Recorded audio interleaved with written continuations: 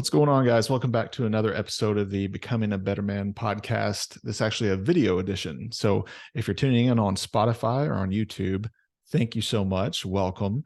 And this is an exclusive subscribers only episode. So if you're not a subscriber already, you're going to want to make sure that you hit the subscribe button and not miss future episodes covering these topics that you're looking for answers for right now.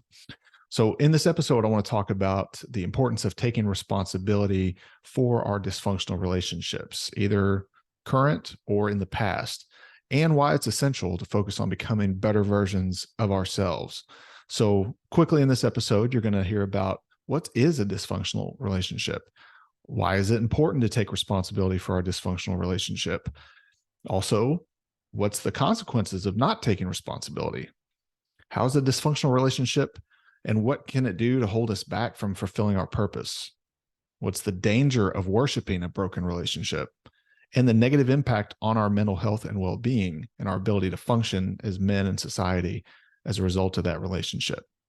We're also going to talk about digging deeper and why it's important to understand ourselves and how to identify our own unhealthy patterns in these relationships, and also the importance of self-reflection and self-awareness, and why seeking therapy is not always a bad idea, as it can help us gain clarity and insight. Then we'll talk about the journey towards self-improvement. What are the benefits of focusing on personal growth and development? How to set realistic goals and make progress. And then also the role of self-care and self-love in creating a fulfilling life. So thank you for tuning in, and let's go ahead and get into the first part of the episode. So what's a dysfunctional relationship, right? Like the word of the day anymore is toxic, right? That's toxic. And while I think that word gets thrown around too much, just like narcissist gets thrown around too much, just like any other common buzzword or label gets thrown around too much, I want to be very careful and intentional in how we look at what a dysfunctional relationship is. Now, as a man who has been through his share of relationships that didn't work out, right? And now in a place where I'm actually in the place where I've always wanted to be, right? The relationship I've always wanted and always prayed for, but never thought was possible.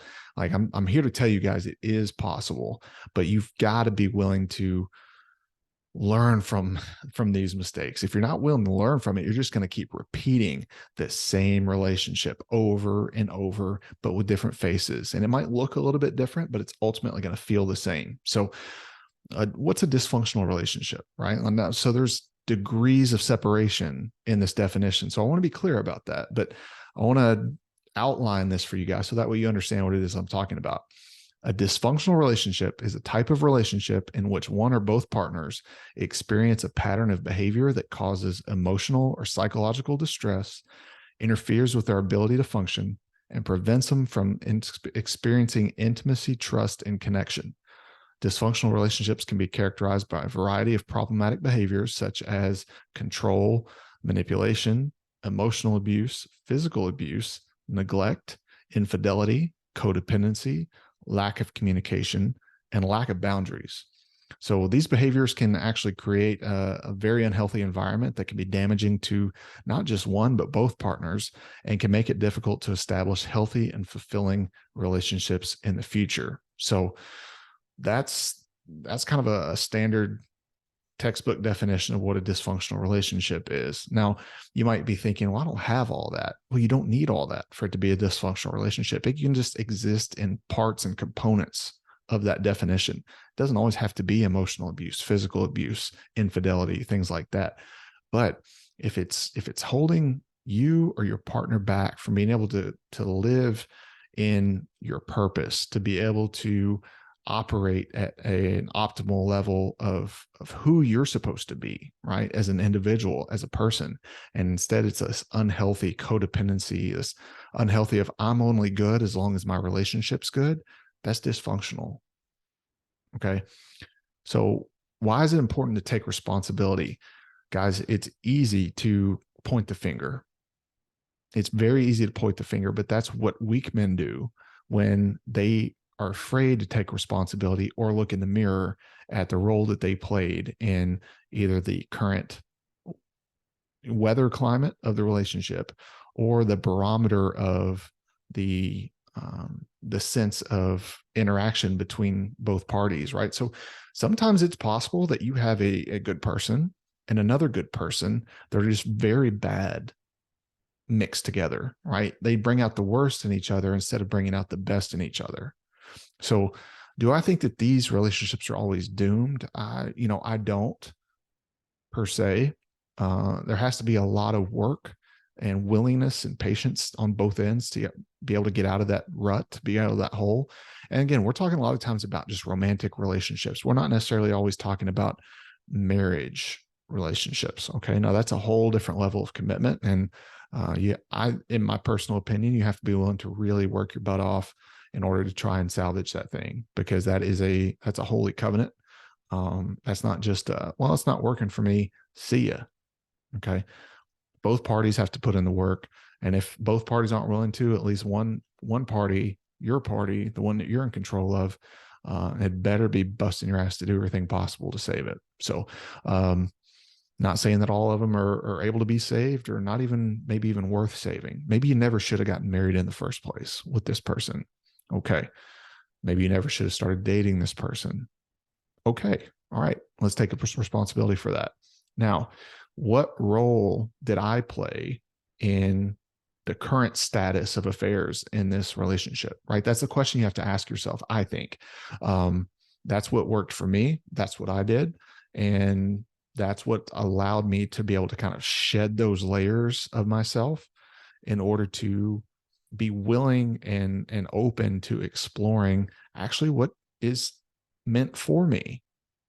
And that version of myself that's allowed to show up healthy instead of unhealthy, and just repeating the same traumas and patterns over and over again, but with a new face. Does that make sense? So taking responsibility for that allows you to do that, right? Allows you to take ownership and take stock of your unhealthy habits, your patterns, your behaviors, the ways that you don't bring out the better version of that other person, the ways that you allow the other person to not bring out better versions of you, right? And instead, it's bringing out the worst, right? Are you just phoning it in, right? Are you being intentional and putting in effort every single day to try and continue to pursue that person, right? Ladies, they want to be pursued. They want to be dated, right? And just because you've got one doesn't mean you have to always realize that they're done wanting to be pursued, and they want you to pursue them passionately and very intentionally. All right. So let's talk about the consequences of not taking responsibility for our role in these dysfunctional relationships.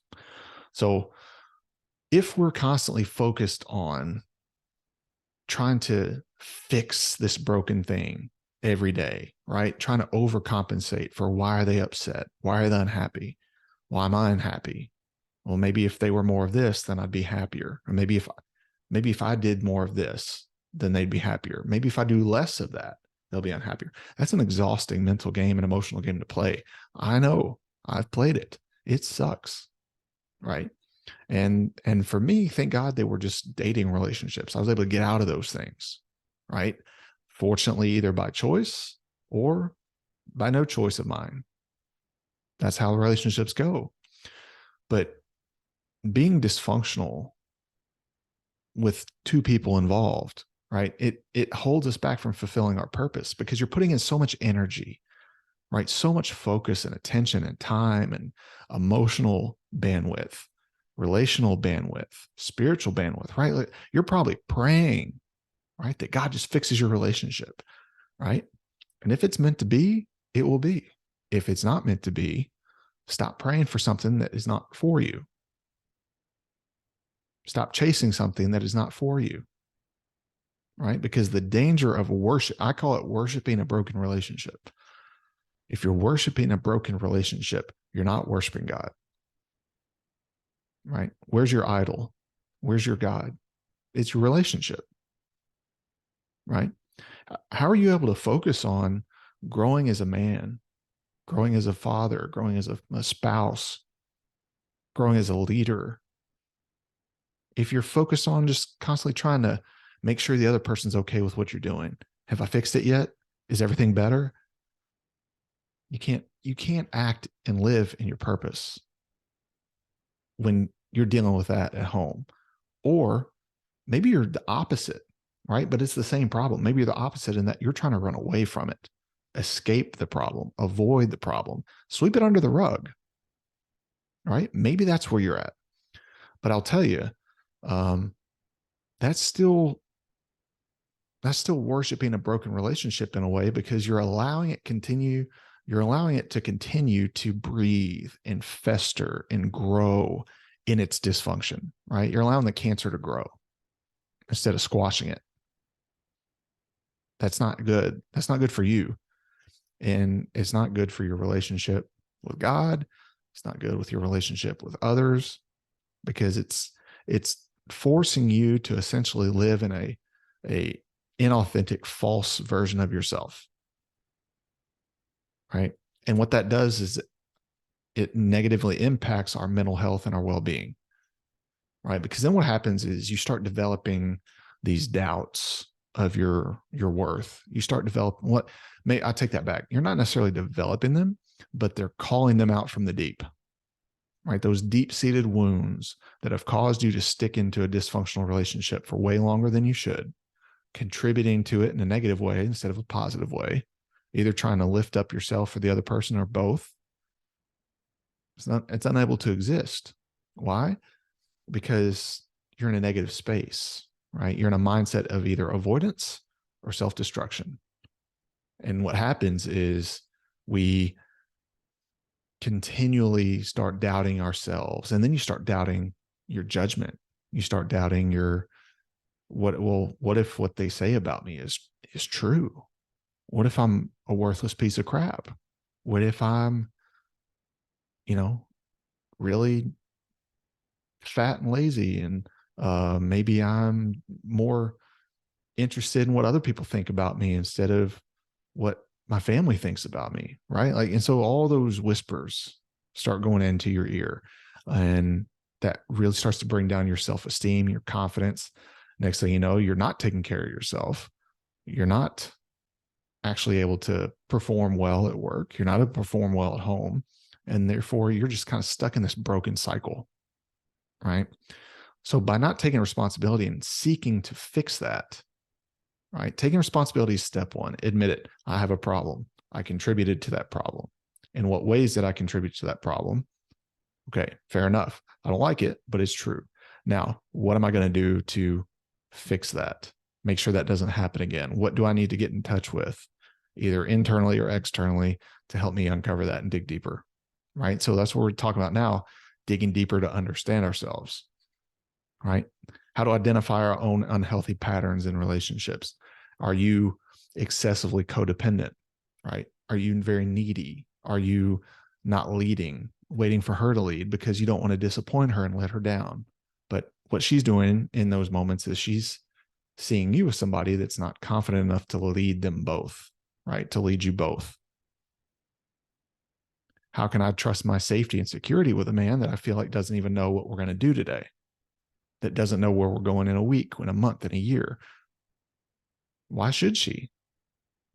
Right? Maybe that's your unhealthy pattern. Maybe you're overly combative because you shut down. And when you shut down and your cup fills up and you're ready to explode, you pop off. Maybe that's you. I don't know. But identify that. Figure out, where's that coming from? I'm not really angry, right? What is it that I'm really feeling?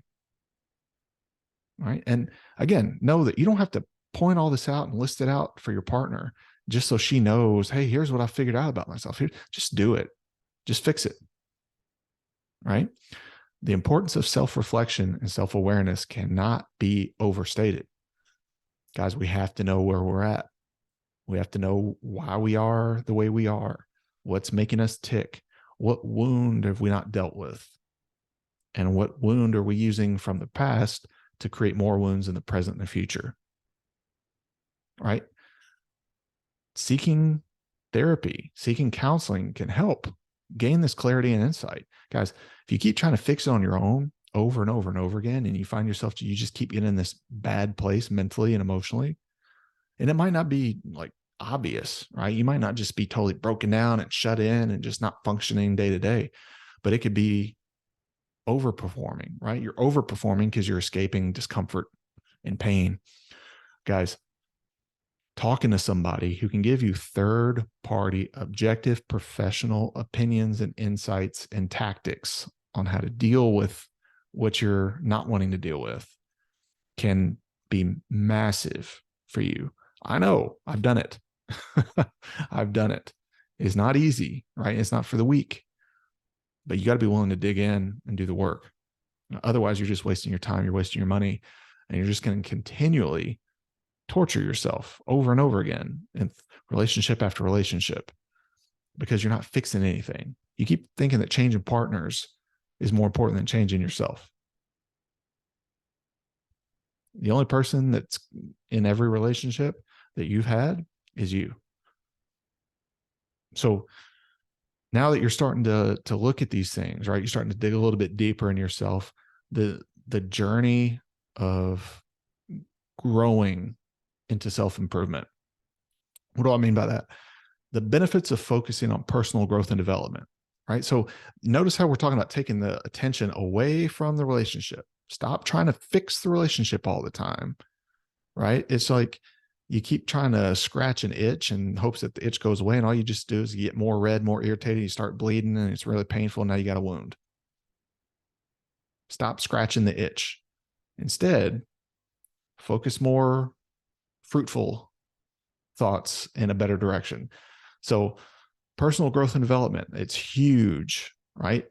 Working to become a better version of yourself is not only attractive to your spouse, but it's more attractive to yourself and to the world around you and to your creator ultimately, because you're working to be a better version of yourself for him.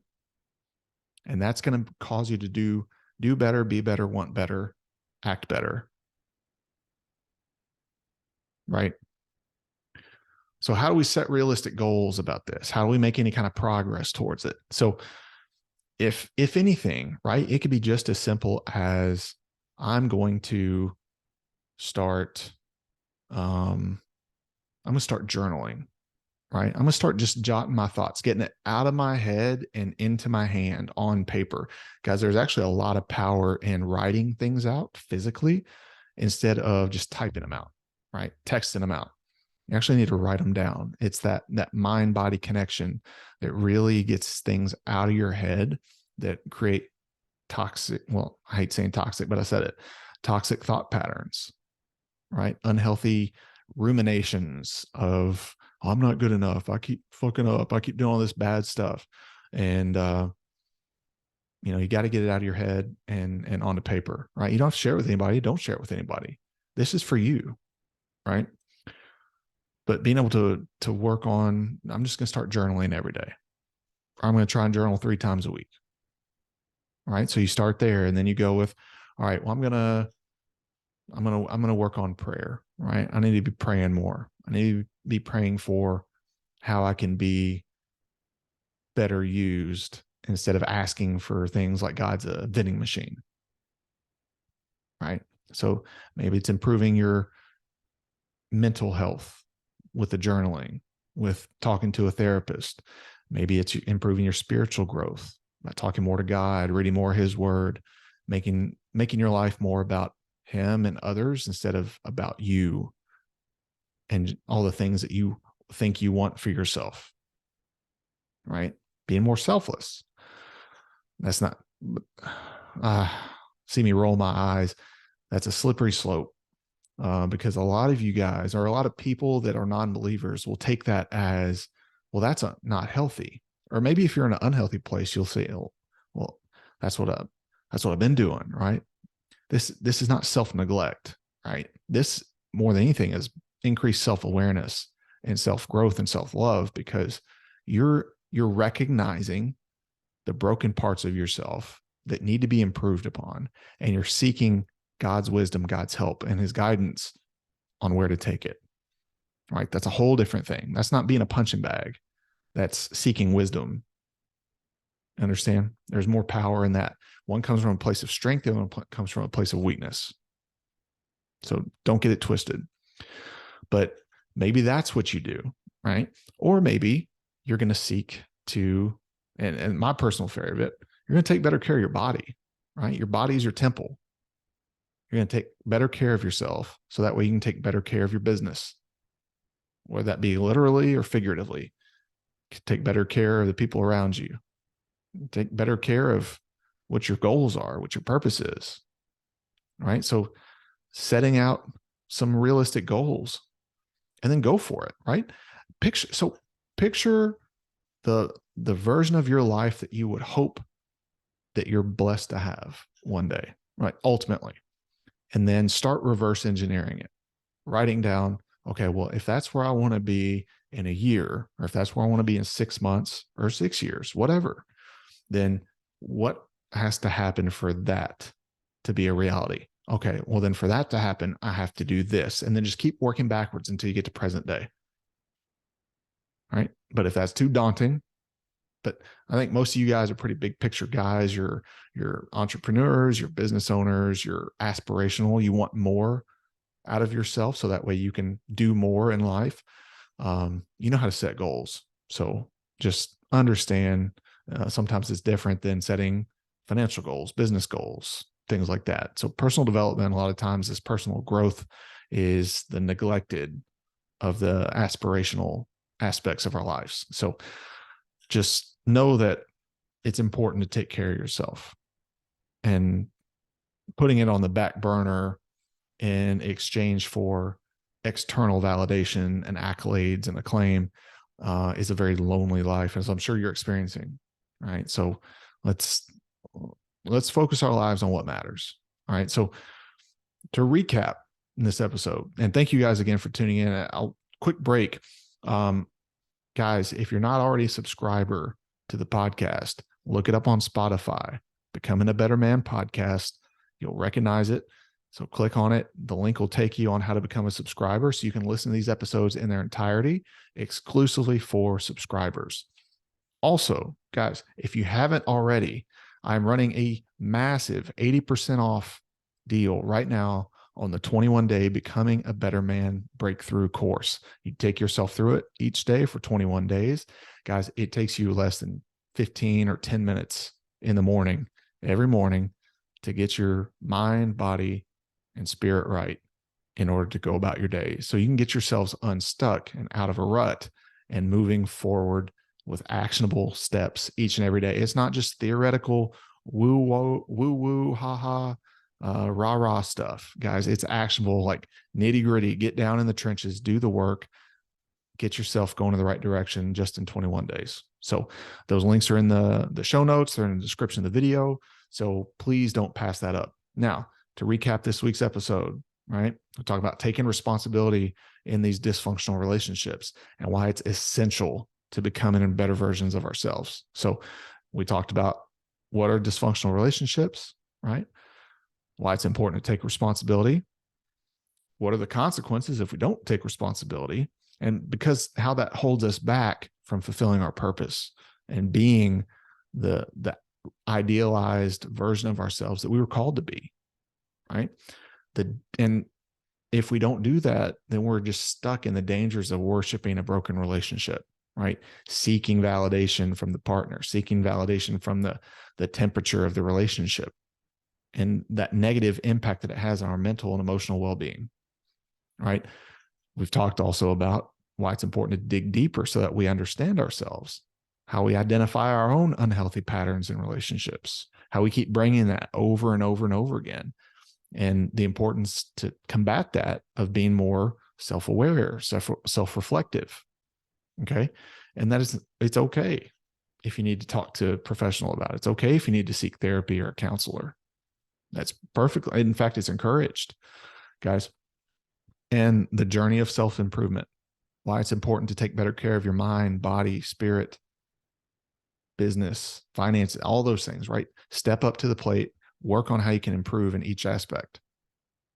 So, guys, I appreciate you all tuning in for another episode. Please, if you haven't yet, or if you're just finding this on YouTube, guys, I ask, please if you don't mind. I've never asked for this before. I don't know if I'm supposed to do it or not, but I see everybody else doing it. So I'm going to try it.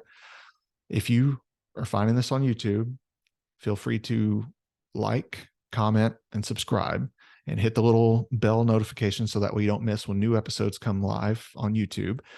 Because sometimes the algorithm's weird. It won't pop up on your feed. So this way, if you enable your notifications, you'll make sure that you don't miss an episode of the Becoming a Better Man podcast here on YouTube. So with that being said, we'll see you guys again next week, and let's try and be better versions of ourselves.